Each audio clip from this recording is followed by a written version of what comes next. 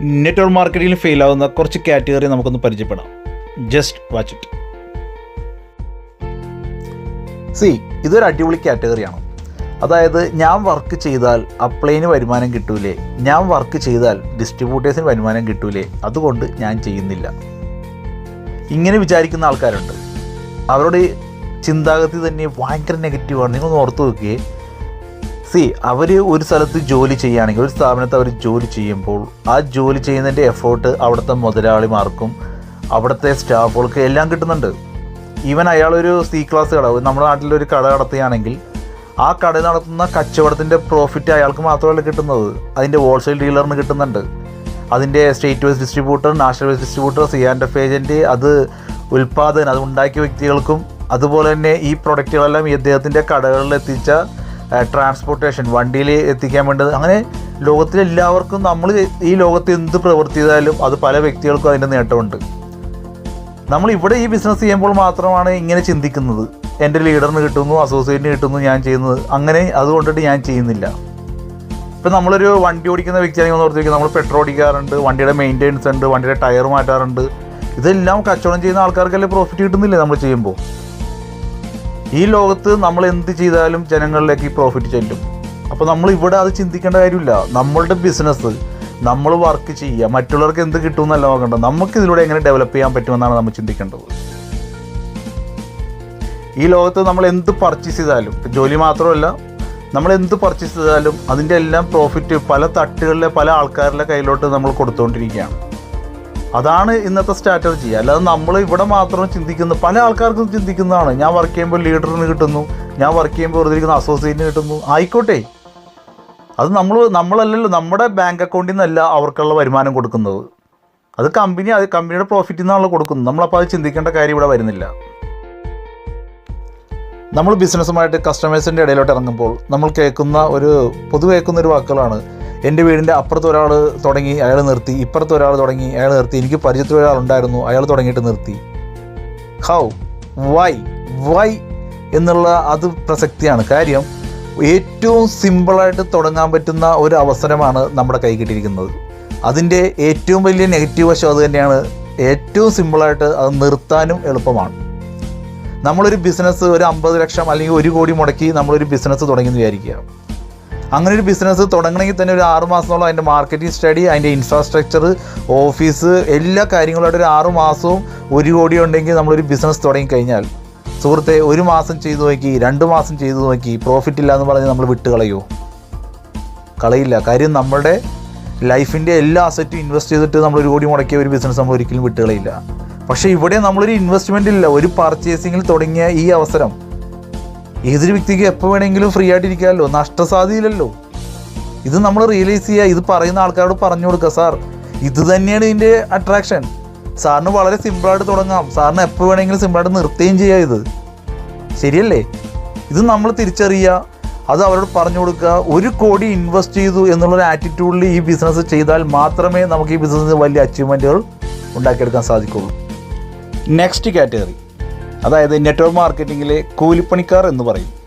അതായത് സുഹൃത്തും ബന്ധു അവസരം പറയുമ്പോൾ എൻ്റെ കയ്യിൽ പൈസ ഇല്ല, നീ എനിക്ക് വേണ്ടി ഐഡിയ എടുക്കുമെന്ന് പറഞ്ഞിട്ട് സുഹൃത്തിനോ ബന്ധുവിനോ എന്ന് അവരെ കൊണ്ട് തന്നെ ഐഡിയ എടുപ്പിച്ച് ബിസിനസ്സിലേക്ക് കടന്നു വരും.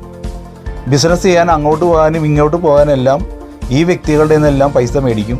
എന്നിട്ട് കുറേ ശ്രമിച്ചു നോക്കും, നടന്നില്ല, വെറുതെ ഇരിക്കും. അല്ലെങ്കിൽ ആ വ്യക്തി ഒരു 100 രൂപ 50 രൂപ പെട്രോൾ അടിച്ച് കഴിഞ്ഞാൽ കുറച്ച് നേരം കിടന്ന് ഓടും. ഇങ്ങനെ കൂലിപ്പണി എടുക്കാൻ വേണ്ടി വന്ന കുറേ ആൾക്കാരെ നമുക്ക് കാണാൻ പറ്റും. ഇങ്ങനത്തെ വ്യക്തികളാണ് ഈ ബിസിനസ്സിൽ ഏറ്റവും വലിയ ശാപമെന്ന് ഞാൻ പറയുള്ളൂ. സ്വന്തം ബിസിനസ്സാണ്, അല്ലെങ്കിൽ എൻ്റെ വലിയൊരു പ്രൊഫഷനാണെന്ന് പറഞ്ഞ് മനസ്സിലാക്കിക്കൊണ്ട് ഏറ്റെടുക്കാതെ വല്ലവർക്കും വേണ്ടി പണിയെടുക്കാൻ വേണ്ടി വരുന്ന ഒട്ടനവധി ആൾക്കാർ നെറ്റ്വർക്ക് മാർക്കറ്റിങ്ങിലുണ്ട്.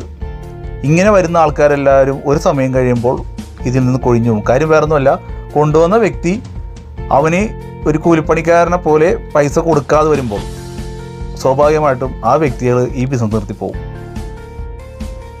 ഇത് അടുത്തൊരു കാറ്റഗറി, ജനങ്ങൾ എന്ത് പറയുന്നു അല്ലെങ്കിൽ നെഗറ്റീവ് ന്യൂസുകൾ കേട്ട് വെറുതെ ഇരിക്കുന്ന ആൾക്കാർ. ഇന്ന് നമുക്കറിയാൻ പറ്റും, നമ്മളിപ്പോൾ ചില ഏരിയകളിലൊക്കെ ചില ആൾക്കാർ പറയാറുണ്ട്, നമ്മുടെ 4-5 പേരുടെ പൈസയായിട്ട് ഒരാൾ പോയിട്ട് പ്രൊഡക്റ്റ് കിട്ടിയില്ല, അത് കിട്ടിയില്ല. ഇങ്ങനെ പലതുണ്ട്. ആയിരക്കണക്കിന് ആൾക്കാരായിട്ട് ബന്ധപ്പെടുന്ന ഏതൊരു ബിസിനസ്സിലും ഇങ്ങനെ ഒറ്റപ്പെട്ട പല സംഭവങ്ങളുണ്ടാവും. നമുക്കറിയാം, പല LIC ഏജൻറ്റുമാർ ആൾക്കാരുടെ നിന്ന് പൈസയായിട്ട് മുങ്ങിയതും, അതുപോലെ തന്നെ പോസ്റ്റ് ഓഫീസിൽ പൈസ അടക്കാമെന്ന് പറഞ്ഞിട്ട് ഏജൻറ്റുമാർ വന്നിട്ട് പൈസയായിട്ട് മുങ്ങിയതും, ഇതെല്ലാം ഉണ്ട്. ഇങ്ങനെ ഒറ്റപ്പെട്ട ആൾക്കാർ ചെയ്യുന്ന കുറ്റകൃത്യങ്ങൾ കണ്ടെത്തി അവരെ ശിക്ഷിക്കുക എന്നുള്ളതേ ഉള്ളൂ. ഇന്ന് ലോകത്തിൽ ഏത് ബിസിനസ് എടുത്തു നോക്കിയോ ആയിരക്കണക്കിന് ആൾക്കാരായിട്ട് ബന്ധപ്പെടുന്ന ഏതൊരു ബിസിനസ്സിനും ഒട്ടനവധി കേസുകൾ നടപ്പുണ്ട്.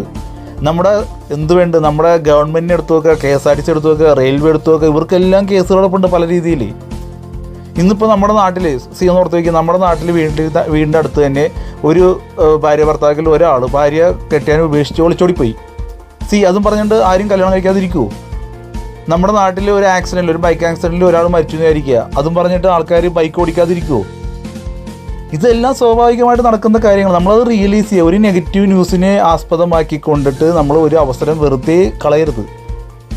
ഇങ്ങനെ മറ്റുള്ളവർ പറയുന്നത് എന്താണ്, മറ്റുള്ളവർ ഇങ്ങനെ നെഗറ്റീവ് പറയുന്നു എന്ന് പറഞ്ഞുകൊണ്ട് വെറുതെ ഇരിക്കുന്ന ആൾക്കാരുണ്ട്, അല്ലെങ്കിൽ ബിസിനസ് സ്ലോ ഡൗൺ ആക്കുന്ന ആൾക്കാരുണ്ട്. ഈ കാറ്റഗറി വളരെ രസകരമാണ്. അതായത് ഇവർ ഫീൽഡിൽ പോയി ബിസിനസ് പറയുമ്പോൾ പല ആൾക്കാരും പ്രൊഡക്റ്റ് ലിസ്റ്റ് കാണിക്കുമ്പോൾ ആ പ്രൊഡക്റ്റില്ല, ഈ പ്രൊഡക്റ്റില്ല എന്ന് പറഞ്ഞുകൊണ്ട് ഇവരും ബിസിനസ് ചെയ്യാതെ മാറി നിൽക്കും. സുഹൃത്തെ, ഈ ലോകത്ത് ഒരു ബിസിനസ്സും ഇല്ല. ലോകത്തിലെ എല്ലാ പ്രൊഡക്റ്റുകളും വിൽക്കുന്ന ഒരു ബിസിനസ് ഈ ലോകത്തിലില്ല. നമ്മൾക്ക് ഉപയോഗമുള്ള പ്രൊഡക്റ്റുകൾ, നമുക്ക് ആവശ്യമുള്ള പ്രൊഡക്റ്റുകൾ ഇതിലില്ലെങ്കിൽ നമ്മൾ ചെയ്യേണ്ട ഇത്രയേ ഉള്ളൂ. ഈ ബിസിനസ് ഏറ്റെടുത്ത് വരുമാനം ഉണ്ടാക്കി നമുക്ക് എവിടെ ആ പ്രൊഡക്റ്റ് കിട്ടും അത് അവിടെ നിന്ന് പർച്ചേസ് ചെയ്യാം. ഇപ്പോൾ നമ്മൾ കാണാൻ പോകുന്ന ഒരു ഡിസ്ട്രിബ്യൂട്ടർ അല്ലെങ്കിൽ ഒരു പുതിയൊരു കസ്റ്റമർ, അയാൾ ഒരു വീട് പണിതുകൊണ്ടിരിക്കുകയെന്ന് വിചാരിക്കുക. അയാൾ ഒരു പുതിയ വീടിൻ്റെ കൺസ്ട്രക്ഷനിലാണ്. നമ്മൾ ഈ ബിസിനസ് അവസരം പറയുമ്പോൾ അയാൾ ചോദിക്കുകയാണ്, സിമെൻറ്റും കമ്പിയും ഉണ്ടെങ്കിൽ ഞാൻ സ്റ്റാർട്ട് ചെയ്യാം. നമുക്ക് കൊടുക്കാൻ പറ്റുമോ? നമ്മൾ അടുത്ത കസ്റ്റമറെ കാണാൻ വേണ്ടി പോകണതാണ്. അപ്പോൾ അദ്ദേഹത്തിൻ്റെ മോളുടെയോ മകൻ്റെയോ വിവാഹം നടക്കുകയെന്ന് വിചാരിക്കുക അടുത്ത ദിവസങ്ങളിൽ. അപ്പോൾ അദ്ദേഹം പറയാം, ഞാൻ ബിസിനസ് സ്റ്റാർട്ട് ചെയ്യാം, നിങ്ങളുടെ കയ്യിൽ ഗോൾഡ് ഉണ്ടോ, സ്വർണ്ണാഭരണങ്ങളുണ്ടെങ്കിൽ ഞാൻ സ്റ്റാർട്ട് ചെയ്യാം. നമുക്ക് ബിസിനസ് മുന്നോട്ട് കൊണ്ടുപോകാൻ പറ്റുമോ? നമ്മൾ അടുത്ത ഒരു കസ്റ്റമറെ കാണാൻ വേണ്ടി പോകുമ്പോൾ അദ്ദേഹത്തിൻ്റെ കുട്ടിയുടെ അഡ്മിഷന് വേണ്ടിയിട്ട് ഇരിക്കുകയെന്ന് വിചാരിക്കുക, കോളേജിൻ്റെ അഡ്മിഷൻ അല്ലെങ്കിൽ മെഡിക്കൽ എന്തെങ്കിലും അഡ്മിഷൻ. ഓക്കെ, നിങ്ങളുടെ കയ്യിൽ എനിക്ക് എൻ്റെ കുട്ടിക്ക് പഠിക്കാൻ പറ്റിയ ബുക്കുകളുണ്ടോ, എങ്കിൽ ഞാൻ ബിസിനസ് സ്റ്റാർട്ട് ചെയ്യാം. നടക്കുമോ? അങ്ങനെ നമ്മൾ ഓരോ കസ്റ്റമറെ കാണുമ്പോൾ അവർക്കെല്ലാം പല പല നീഡുകളാണ്. അവരെ പറഞ്ഞ് മനസ്സിലാക്കണം നമ്മൾ. സാർ, ഇതാണ് നമ്മളുടെ കയ്യിലുള്ള പ്രൊഡക്റ്റുകൾ, ഇതാണ് സാറിന് ഇതിലൂടെ വന്ന് വരുമാനം ഉണ്ടായി കഴിഞ്ഞാൽ സാറിന് ആഗ്രഹിക്കുന്ന എന്തും ഇതിൽ നിന്ന് നേടാൻ സാധിക്കും. ഇത് നമ്മൾ വ്യക്തമാക്കി പറഞ്ഞു കൊടുക്കണം. നെക്സ്റ്റ് കാറ്റഗറി, ഈഗോ വർക്കൗട്ട് ചെയ്യുന്ന ആൾക്കാർ. എൻ്റെ ഡിസ്ട്രിബ്യൂട്ടർ ഞാൻ പറഞ്ഞ പോലെ ചെയ്യണം, ഞാൻ പ്രവർത്തിക്കുന്ന പോലെ ചെയ്യണം എന്ന് പറയുന്ന ആൾക്കാർ. നടക്കണ കാര്യമല്ല. കാര്യം നമ്മൾ പോലും 100% ആണോ എന്ന് ചിന്തിച്ച് നോക്ക്. നമ്മൾ ഈ ബിസിനസ്സിൽ ഒരു 50% എങ്കിലും ആണെങ്കിൽ നെറ്റ്വർക്ക് മാർക്കറ്റിങ്ങിൽ 6 മാസം മതി ഒരു 1000 പേരുടെ ടീം ഉണ്ടാകാനായിട്ട്. നമ്മൾ അതായോ എന്ന് തന്നെ ആദ്യം ചിന്തിക്കുക. ആഫ്റ്റർ ദാറ്റ് നമ്മുടെ ടീമിൽ മനസ്സിലാക്കേണ്ടത് പല വ്യക്തികളും പല പ്രൊഫഷനിൽ നിന്ന് വരുന്ന ആൾക്കാരാണ്. അവരെ നമുക്ക് ഭരിക്കാനോ അവരെ നിയന്ത്രിക്കാനോ നമുക്ക് അവകാശമില്ല. നമ്മളൊരു സുഹൃത്തായി ഒരു നല്ലൊരു റിലേഷൻ ബിൽഡ് ചെയ്യുക, നമ്മളിലൊരു താല്പര്യം ഉണ്ടാക്കിയെടുക്കുക. 10 പേര് 10 സ്ഥലത്തു നിന്നും 10 പ്രൊഫഷനിൽ നിന്നും വരുന്ന ഈ ഏരിയയിലോട്ട് ഇവിടെ എത്തുമ്പോൾ ഒറ്റ മൈൻഡിലേക്ക് ആക്കിയെടുക്കുന്നതാണ് മിടുക്ക്. അത് അവരെ നിർബന്ധിച്ചല്ല ആക്കിയെടുക്കേണ്ടത്. നമ്മൾ അവരുടെ കൂടെ പ്രവർത്തിച്ച് അവരുടെ കൂടെ നടന്ന് അവരെ ഡെവലപ്പ് ചെയ്ത് ഓട്ടോമാറ്റിക്കലി സംഭവിക്കുന്ന ഒരു കാര്യമാണ്. അല്ലാതെ നിർബന്ധിച്ച് ഒരാളെ കൊണ്ട് നമുക്കിവിടെ ഒന്നും ചെയ്യിപ്പിക്കാൻ പറ്റില്ല. കാര്യം ഇവിടെ ആരും ആരുടെ ബോസും അല്ല, ആരും ആരുടെയും തൊഴിലാളിയും അല്ല. അങ്ങനെ ബോസും തൊഴിലാളികളുടെ രീതിയിലുള്ള അപ്രോച്ചിങ്ങാണ് നിങ്ങൾ നടത്തുന്നതെങ്കിൽ ഒരിക്കലും ഈ ബിസിനസ് മുന്നോട്ട് പോകില്ല. പല വ്യക്തികളും ആ ഒറ്റ കാരണം കൊണ്ട് ഈ ബിസിനസ്സിൽ നിന്ന് നിർത്തിപ്പോയിട്ടുണ്ട്. ഇത് വളരെ രസമുള്ളൊരു കാറ്റഗറിയാണ്. എന്തിലും കുറ്റം മാത്രം കാണാൻ ശ്രമിക്കുന്ന ആൾക്കാരാണ്.